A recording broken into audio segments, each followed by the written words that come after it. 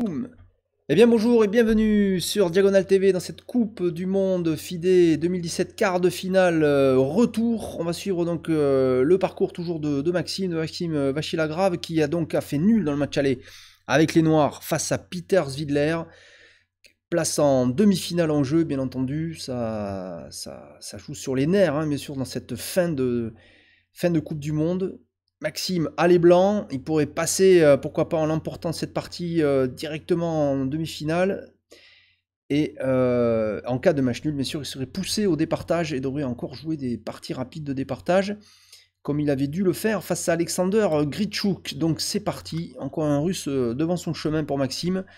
Il joue Zvidler avec E4, E5, cavalier F3, cavalier C6. Pour l'instant, est-ce qu'il va nous rejouer le Gioco Piano, c'est-à-dire que le jeu tranquille qu'on a vu, qui en fait mène à des attaques surpuissantes, contrairement à son nom qui est trompeur, face notamment, si on revoit cette partie face à Grichuk qui était extraordinaire, fou C4, fou C5, pour l'instant ça en prend le chemin, C3, cavalier F6, D3, c'est une petite variation mais ça mène à peu près la même chose, D6, petit roc, A6, donc là maintenant les noirs ont à la fois préparé le retrait du fou, voire éventuellement un B5 qui est possible aussi, A4, donc les blancs l'empêchent avec A4, H6, tour E1, petit roc, H3, je ne commande pas beaucoup, vous allez voir pourquoi, parce que A5, voilà, on est encore dans la partie, dans les parties précédentes, on a déjà vu cette ouverture pour Maxime, cavalier D2, fou E6 pour les noirs, c'est la même, il avait joué fou B5 contre Grichuk, 2 fois, fou B5, et là Grichuk a tenté à la fois cavalier A7 dans une partie,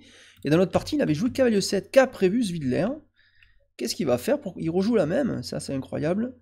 Cavalier E7, il rejoue la même que Grichuk avait joué dans le départage face à Maxime. Alors que dans la première, il ne voulait pas rejouer la grosse attaque. Et bien c'est pareil, Peter Zvidler ne veut pas rejouer la grosse attaque qu'avait menée. Maxime, évidemment, en jouant le cavalier en E7, on évite de se faire attaquer côté roi parce qu'on a beaucoup trop de pièces, en fait. C'est très difficile. Alors que si le cavalier vient à 7, et forcément, il y a moins de pièces côté roi, et on a vu que Maxime avait réussi à monter une attaque. D4 pour les blancs, on prend le centre maintenant qu'on a chassé les pièces, on commence à prendre le centre.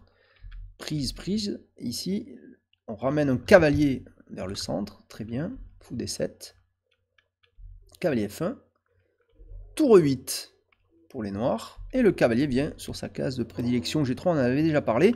Ici, il protège E4, et en même temps, il a un petit œil, pourquoi pas, pour sauter un jour ou l'autre sur la case F5, d'autant qu'il y a les deux cavaliers qui peuvent y aller, mais pour l'instant, les noirs contrôlent une fois et deux fois, avec le fou, la case F5. Cavalier G6, bon, les noirs, en jouant cavalier G6, lâchent un peu le contrôle de cette case, donc... F4 pour Maxime, et les noirs choisissent de prendre le fou B5. Et après, à prendre B, un cavalier peut venir en F5. Maintenant, est-ce que, bon, non, il suffit pas d'y aller, est-ce que c'est utile ou pas?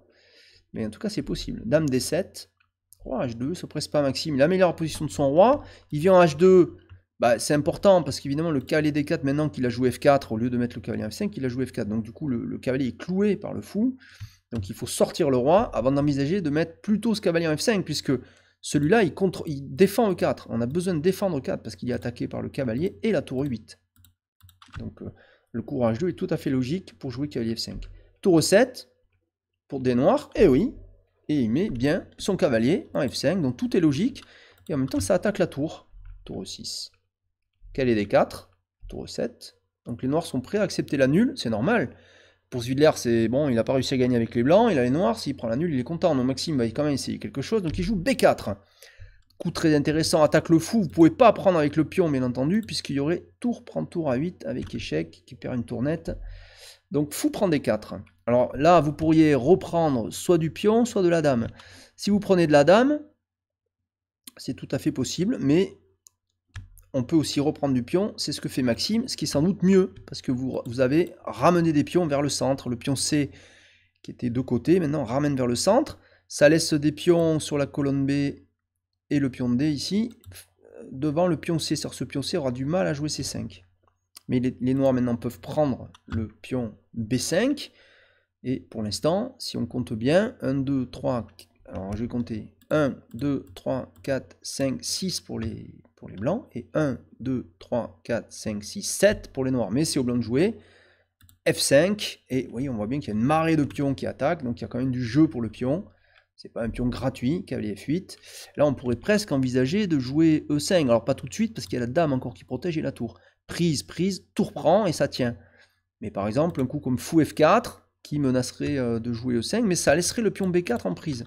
Donc là, Maxime préfère d'abord échanger. Tour prend A5, tour prend, B prend. Et sur dame prend A5, maintenant, fou F4 ou fou B2. Voilà, même idée, fou B2, je menace de pousser en E5. Mais j'ai donné quand même un autre pion. C'est 1, 2, 3, 4, 5, 6. 1, 2, 3, 4, 5. Voilà, j'ai un pion, toujours un pion de retard.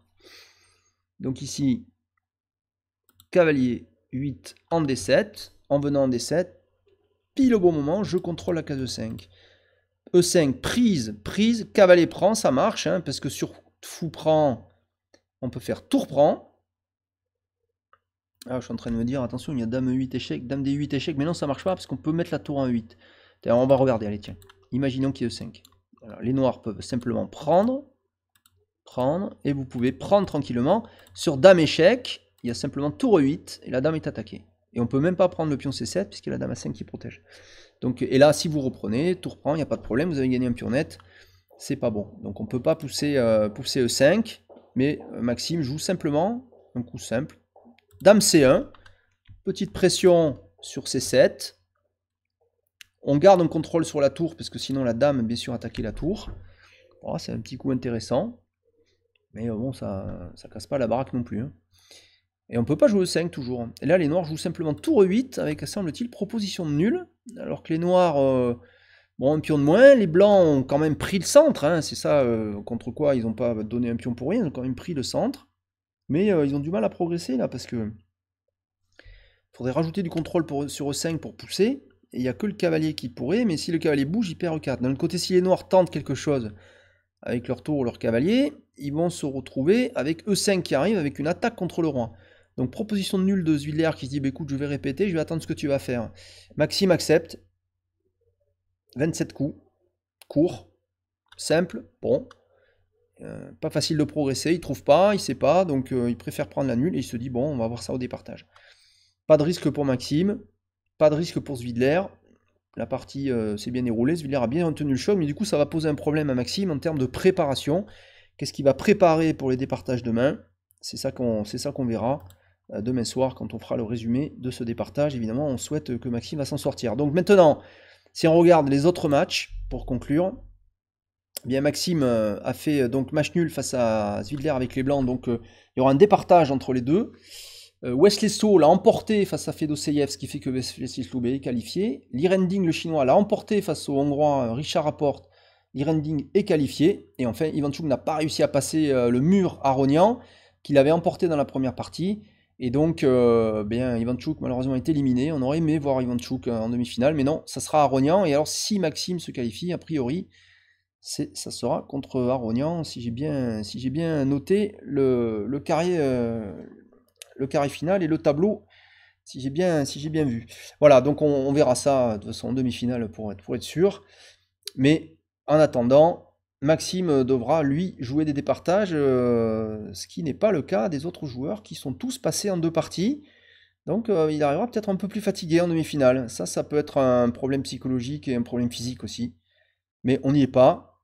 Maxime doit jouer un gros match contre Zwiller, un gros départage face à un des meilleurs joueurs du monde aussi, Zwiller, qui est là depuis longtemps, aux toutes premières places mondiales et qui joue toujours un rôle éminent, comme on le voit dans cette Coupe du Monde. Voilà, merci de m'avoir suivi pour ce résumé de ce quart de finale retour et à bientôt sur Diagonale TV. Au revoir.